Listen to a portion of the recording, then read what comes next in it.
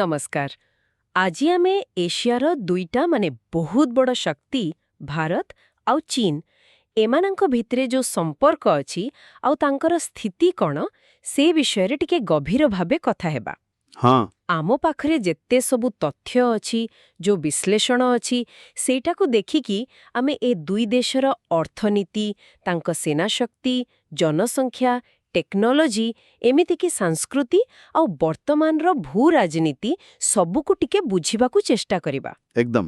ଆଉ ଆମର ମୂଳ ଉଦ୍ଦେଶ୍ୟ ହେଉଛି ଯାହା ତଥ୍ୟ ଆମ ପାଖରେ ଅଛି ସେଇ ଆଧାରରେ ଏ ଦୁଇଟା ପ୍ରଭାବଶାଳୀ ଦେଶ ଭିତରେ କୋଉଠି ସମାନତା ଅଛି ଆଉ କୋଉଠି ବଡ଼ ବଡ଼ ପାର୍ଥକ୍ୟ ଅଛି ସେଗୁଡ଼ାକୁ ଟିକେ ଭଲ ଭାବରେ ଦେଖିବା। ହଁ, କାରଣ ଏବେ ଦୁନିଆର ଯୋଉ ସ୍ଥିତି ସେଥିରେ ଭାରତ ଚୀନ ସମ୍ପର୍କଟା ଖାଲି ଏସିଆ ପାଇଁ ନୁହେଁ ପୁରା ଦୁନିଆ ପାଇଁ ବହୁତ ଗୁରୁତ୍ୱପୂର୍ଣ୍ଣ। ନିଶ୍ଚୟ। ତେବେ ଆସନ୍ତୁ ଆଗ ଅର୍ଥନୀତିରୁ ଆରମ୍ଭ କରିବା। ଏ ଦୁଇଟା ଦେଶକୁ ଏସିଆର ଇକୋନୋମିକ୍ ଇଞ୍ଜିନ୍ କହିଲେ ବି ଭୁଲ ହେବନି। କିନ୍ତୁ ତାଙ୍କ ଗ୍ରୋଥର ଯୋଉ ଟ୍ରେଣ୍ଡ ଆଉ ଇକୋନୋମିର ସାଇଜ୍ ସେଥିରେ ବେଶ୍ ଫରକ ଅଛି ଆଉ ସେବାର ମୋଟ ମୂଲ୍ୟ ସେଇଟା ଭାରତ ତୁଳନାରେ ବହୁତ ବେଶୀ। ଚୀନକୁ ସମସ୍ତେ ଗୋଟେ ବଡ଼ ମ୍ୟାନୁଫ୍ୟାକ୍ଚରିଂ ହବ୍ ବୋଲି ଜାଣନ୍ତି ଆଉ ଏକ୍ସପୋର୍ଟରେ ତ ତାଙ୍କର ଜବାବ ନାହିଁ। ଆଉ ଭାରତ ଆମର ଅର୍ଥନୀତି ତାଙ୍କ ତୁଳନାରେ ଛୋଟ ହେଲେ ବି ଆମେ ଦୁନିଆର ସବୁଠୁ ବେଗରେ ବଢ଼ୁଥିବା ବଡ଼ ଅର୍ଥନୀତି ଭିତରୁ ଗୋଟେ। ଏକଦମ। ବିଶେଷ କରି ଆମର ଆଇଟି ସେକ୍ଟର ଆଉ ସର୍ଭିସ ସେକ୍ଟର ଏଥିରେ ଭାରତ ପୁରା ଦୁନିଆରେ ନିଜର ଗୋଟେ ଅଲଗା ପରିଚୟ ବନିପାରିଛି। ଆଉ ଗୋଟେ କଥା ହେଲା ଆମର ଯୋଉ ବଡ଼ ଘରୋଇ ବଜାର ଅଛି ଆଉ ଏଇ ଯୋଉ ଷ୍ଟାର୍ଟଅପ୍ କଲଚର ଏତେ ଜୋରରେ ବଢ଼ୁଛି ସେଇଟା ବି ଆମ ଇକୋନୋମିର ବଡ଼ ଶକ୍ତି। ହଁ, ଏଠି ଯୋଉଟା ମଜାଦାର କଥା ସେଟା ହେଉଛି ଏ ଦୁଇଟା ଅଲଗା ମଡେଲ। ଚୀନର ପାୱାର ହେଉଛି ତାର ବିରାଟ ଇଣ୍ଡଷ୍ଟ୍ରିଆଲ ବେସ୍, ପ୍ରୋଡକ୍ସନ କ୍ୟାପାସିଟି ଆଉ ଏକ୍ସପୋର୍ଟ ଉପରେ ନିର୍ଭରଶୀଳ ଗ୍ରୋଥ। ଆଉ ଭାରତର ଗ୍ରୋଥ ଏବେ ମୁଖ୍ୟତଃ ଆମର ଘରୋଇ ଚାହିଦା, ସର୍ଭିସ ସେକ୍ଟର ଆଉ ଏଇ ଯୋଉ ଡିଜିଟାଲ ଇକୋନୋମି ବଢ଼ୁଛି ସେଇଟା ଉପରେ ଚାଲିଛି। ଆଉ ହଁ, ଆମର ଯୋଉ ଯୁବପିଢ଼ି ଅଛନ୍ତି ତାଙ୍କର ବି ବହୁତ ବଡ଼ ହାତ ଅଛି ଏଥିରେ। ତେଣୁ ଏଇ ଅଲଗା ଅଲଗା ଇକୋନୋମିକ୍ ଷ୍ଟ୍ରକ୍ଚର ପାଇଁ ଦୁନିଆରେ ତାଙ୍କର ରୋଲ୍ ଆଉ ପ୍ରଭାବ ବି ଅଲଗା ଅଲଗା ହେଉଛି। ଆଚ୍ଛା, ତେବେ ଏଇ ଯୋଉ ଅର୍ଥନୈତିକ ଶକ୍ତି ସେଟା ତାଙ୍କର ସାମରିକ ଶକ୍ତିରେ କେମିତି ଦେଖାଯାଉଛି? ଚାଲନ୍ତୁ ସେ ବିଷୟରେ ଟିକେ କଥା ହେବା। ମିଲିଟାରୀ ଦୃଷ୍ଟିରୁ ବି ଦୁଇ ଦେଶ ବେଶ୍ ଦମଦାର, କିନ୍ତୁ ଏଠି ବି କିଛି ବଡ଼ ଫରକ ଅଛି। ନିଶ୍ଚିତ ଭାବରେ ଅଛି। ଚୀନ ପକ୍ଷରେ ଦେଖନ୍ତୁ, ପିପଲ୍ସ ଲିବରେସନ ଆର୍ମି PLA ଦୁନିଆର ସବୁଠୁ ବଡ଼ ଆକ୍ଟିଭ ସେନା ଆଉ ମିଲିଟାରୀ ବଜେଟ୍ ଦେଖିଲେ ବି ଆମେରିକା ପରେ ସେମାନେ 2 ନମ୍ବରରେ। ବାପରେ। ସେମାନେ ମିଲିଟାରୀ ମଡର୍ଣ୍ଣାଇଜେସନ ପାଇଁ ପ୍ରବଳ ପଇସା ଖର୍ଚ୍ଚ କରୁଛନ୍ତି। ଭଲ ଭଲ ମିସାଇଲ ସିଷ୍ଟମ, ବହୁତ ଶୀଘ୍ର ବଢ଼ୁଥିବା ନୌସେନା ଆଉ ବାୟୁସେନା ଏସବୁ ତାଙ୍କ ପାଖରେ ଅଛି। ତାଙ୍କର ଟେକ୍ନୋଲୋଜିକାଲ ଆଡଭାନ୍ସମେଣ୍ଟ ବି ବହୁତ ଫାଷ୍ଟ। ଏହାର ତୁଳନାରେ ଭାରତ କୋଉଠି ଅଛି? ଆମ ପାଖରେ ଯୋଉ ତଥ୍ୟ ଅଛି ସେଇ ଅନୁସାରେ ଭାରତ ବି ଗୋଟେ ବଡ଼ ମିଲିଟାରୀ ପାୱାର। ଆଉ ସବୁଠୁ ବଡ଼ କଥା ହେଲା ଆମେ ଗୋଟେ ନ୍ୟୁକ୍ଲିୟର ପାୱାର। ହଁ, ଆମର ଡିଫେନ୍ସ ବଜେଟ୍ ବି ଲଗାତାର ବଢ଼ୁଛି। ଆଉ ଏବେ ଦେଖିବେ ଭାରତ ନିଜ ଦେଶରେ ହିଁ ଅସ୍ତ୍ରଶସ୍ତ୍ର ତିଆରି କରିବା ଉପରେ ଆତ୍ମନିର୍ଭର ହେବା ଉପରେ ବେଶୀ ଜୋର ଦଉଛି। ହଁ, ତାର ସବୁଠୁ ବଡ଼ ଉଦାହରଣ ତ ଆମେ ଦେଖିଲେ INS ବିକ୍ରାନ୍ତ, ଆମ ନିଜ ଦେଶରେ ତିଆରି ଏୟାରକ୍ରାଫ୍ଟ କ୍ୟାରିୟର ଆଉ ତେଜସ୍ ଯୁଦ୍ଧ ବିମାନ। ହଁ।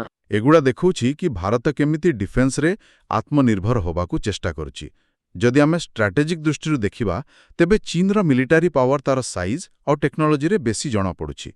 କିନ୍ତୁ ଭାରତ କ'ଣ କରୁଛି ନା ନିଜର କ୍ଷମତା ବଢ଼ାଇବା ସାଙ୍ଗେ ସାଙ୍ଗେ ଆମେରିକା, ଜାପାନ, ଅଷ୍ଟ୍ରେଲିଆ ସହ ମିଶି କ୍ୱାଡ୍ ଭଳି ଗ୍ରୁପ ତିଆରି କରି ରଣନୈତିକ ସହଯୋଗିତା ବି ବଢ଼ଉଛି। ଆଚ୍ଛା। ଏସବୁ ମିଶିକି ଏ ଅଞ୍ଚଳର ପାୱାର ବାଲାନ୍ସକୁ ଆହୁରି ଜଟିଳ କରିଦେଉଛି। ବାସ୍ତବରେ ଏଇଟା ବହୁତ ଜଟିଳ ସମୀକରଣ। ଆଚ୍ଛା, ଏବେ ଜନସଂଖ୍ୟା କଥାକୁ ଆସିବା। ଏଇଟା ତ ଦୁଇ ଦେଶ ପାଇଁ ବହୁତ ବଡ଼ କଥା ଆଉ ଏଠି ତ ପୁରା ଚିତ୍ର ବଦଳି ଯାଇଛି ନିକଟରେ।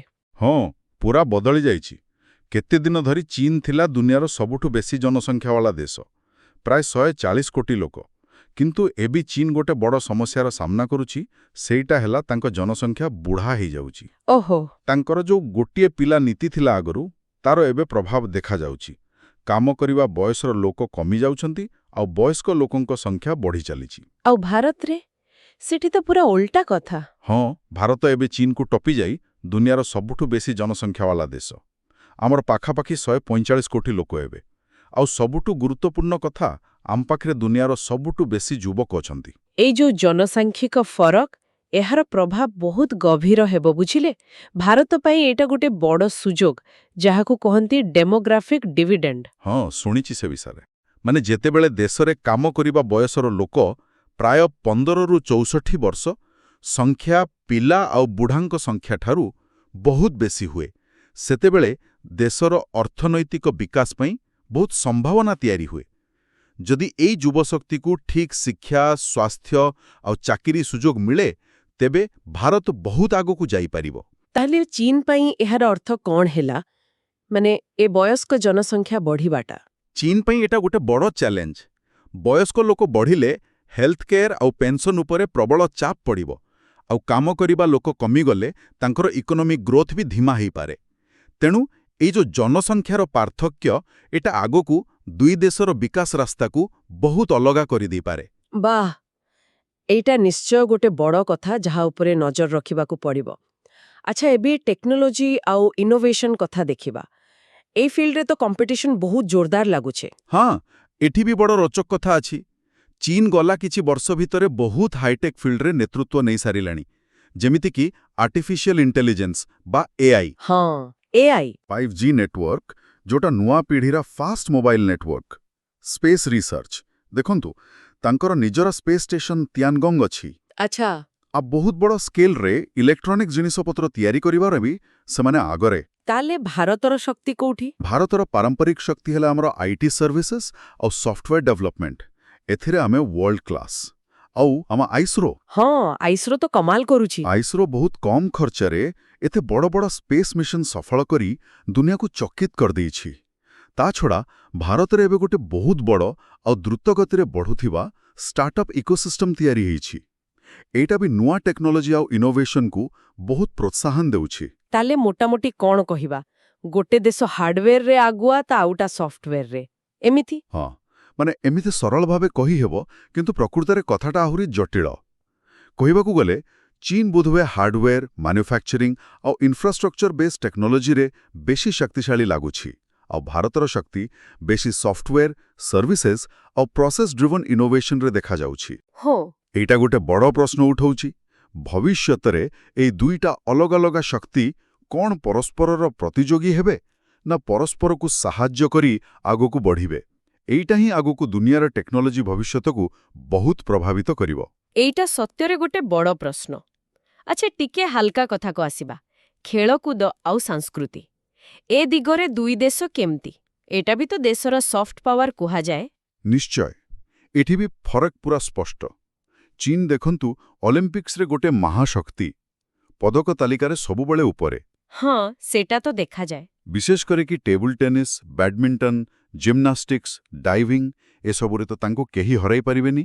ଆଉ ସାଂସ୍କୃତିକ କ୍ଷେତ୍ରରେ ବି ଚୀନ ତାର ସିନେମା, ଗୀତ, କଳାକୁ ଦୁନିଆ ସାରା ପହଞ୍ଚାଇବାକୁ ଚେଷ୍ଟା କରୁଛି। ଆଉ ଭାରତ? ଆମେ ତ କ୍ରିକେଟ ପାଇଁ ପାଗଲ।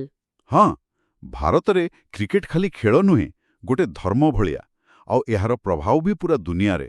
ଅଲିମ୍ପିକ୍ସରେ ଭାରତର ପ୍ରଦର୍ଶନ ଧୀରେ ଧୀରେ ଭଲ ହେଉଛି, କିନ୍ତୁ ଏବେ ବି ଚୀନ ତୁଳନାରେ ବହୁତ ପଛରେ।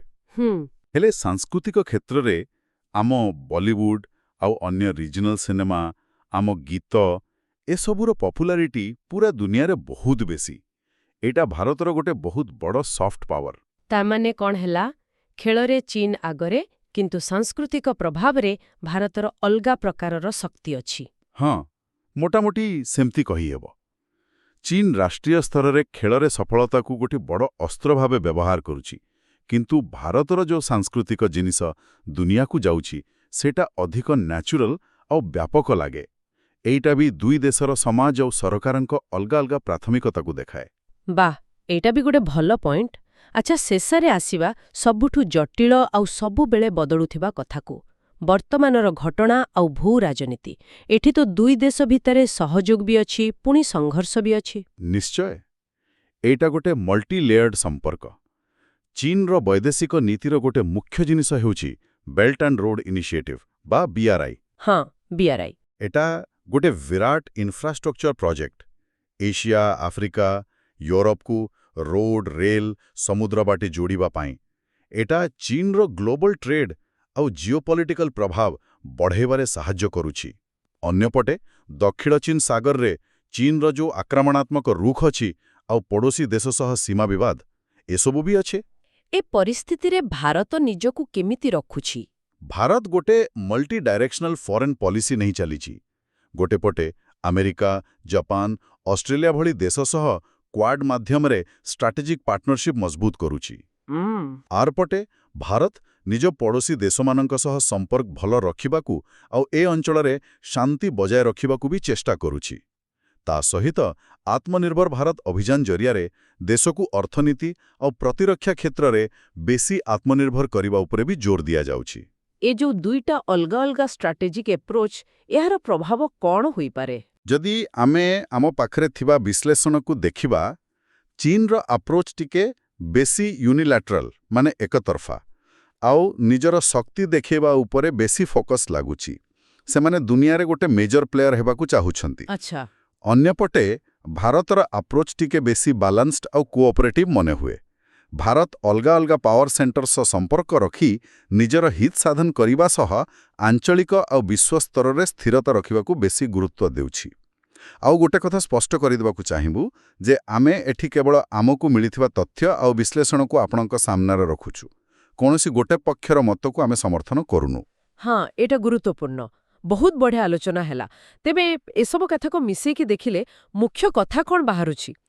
ଏ ତୁଳନାରୁ ଆମେ କ'ଣ ଶିଖିଲେ? ଦେଖନ୍ତୁ, ଯଦି ଆମେ ସବୁ ଦିଗକୁ ଏକାଠି କରିବା, ତେବେ ଏଇଟା ସ୍ପଷ୍ଟ ଯେ ଭାରତ ଆଉ ଚୀନ ଦୁଇଜଣଯାକ 21 ଶତାବ୍ଦୀର ବଡ଼ ଗ୍ଲୋବାଲ ପାୱାର ହେବାକୁ ଯାଉଛନ୍ତି। କିନ୍ତୁ ତାଙ୍କର ରାସ୍ତା ଆଉ ଶକ୍ତିର ଉତ୍ସ ଅଲଗା ଅଲଗା। ଚୀନର ଶକ୍ତି ହେଉଛି ତାର ବିରାଟ ଅର୍ଥନୈତିକ ଆକାର, ତାର ମାନୁଫ୍ୟାକ୍ଚରିଂ କ୍ଷମତା, ଡିସିପ୍ଲିନ୍ ଶାସନ ବ୍ୟବସ୍ଥା ଆଉ ବହୁତ ଶୀଘ୍ର କାମ କରିଦେବାର କ୍ଷମତା। ଆଉ ଭାରତର? ଭାରତର ଶକ୍ତି ହେଉଛି ତାର ଗଣତନ୍ତ୍ର, ତାର ଯୁବ ଆଉ ବିଶାଳ ଜନସଂଖ୍ୟା, ସର୍ଭିସେସ୍ ଆଉ ଟେକ୍ନୋଲୋଜିରେ ତାର ଦକ୍ଷତା ଆଉ ତାର ଫ୍ଲେକ୍ସିବୁଲ୍ କୂଟନୀତି। ଚୀନ ହୁଏତ ସ୍ପିଡ୍ ଆଉ ସ୍କେଲରେ ଆଗରେ ଥାଇପାରେ, କିନ୍ତୁ ଭାରତ ପାଖରେ ଲଙ୍ଗ୍ ଟର୍ମ ପୋଟେନ୍ସିଆଲ ଆଉ ରେଜିଲିଏନ୍ସର ସମ୍ଭାବନା ଅଧିକ ଲାଗୁଛି। ଏଇ ଦୁଇଟା ଅଲଗା ମଡେଲ କେମିତି ପରସ୍ପର ସହ କାମ କରିବେ ଆଉ ଦୁନିଆକୁ ପ୍ରଭାବିତ କରିବେ, ସେଇଟା ହିଁ ଭବିଷ୍ୟତର ସବୁଠୁ ବଡ଼ ପ୍ରଶ୍ନ। ବାସ୍ତବରେ ବହୁତ ମନୋଜ୍ଞା ଆଉ ଗୁରୁତ୍ୱପୂର୍ଣ୍ଣ ଆଲୋଚନା ଥିଲା ଏଇଟା। ଆମ ସହିତ ଏହି ଅନୁଶୀଳନରେ ଯୋଡ଼ି ହୋଇଥିବାରୁ ସମସ୍ତ ଶ୍ରୋତାଙ୍କୁ ବହୁତ ବହୁତ ଧନ୍ୟବାଦ। ଶେଷରେ ଆମେ ଯେତେ ସବୁ ତଥ୍ୟ ଆଉ ବିଶ୍ଳେଷଣ ଦେଖିଲେ, ସେଇ ଆଧାରରେ ଗୋଟେ ପ୍ରଶ୍ନ ମନକୁ ଆସୁଛି।